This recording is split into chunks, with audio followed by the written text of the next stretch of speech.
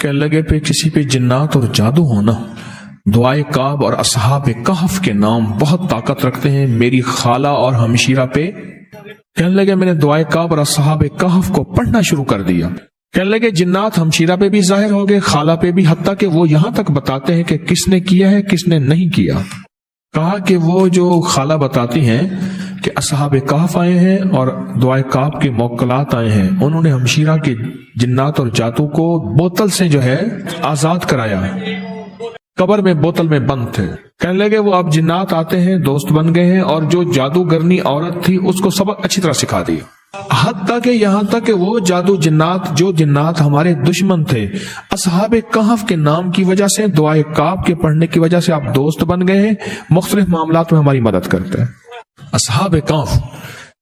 بسم اللہ الرحمن الرحیم۔ الہی بحرمت یملیخا مکسل مینا کشف تتب یونس ازرافت یونس کشافت یونس یوانس بوس وقلبہم کتمیر۔ اصحاب کہف، اللہ اکبر، میں ان کے غار میں گیا۔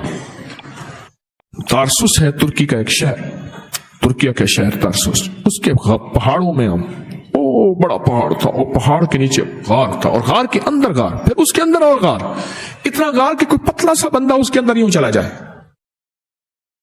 اصحاب کہف کا غار، قرآن میں سورت کہف آئی ہے، اور اصحاب کہف کے نام جادو اور جنات کے لیے ایسے ہی ہے۔ عجیب و غریب تاثیر ہے اس کے لیے، کمال تاثیر ہے۔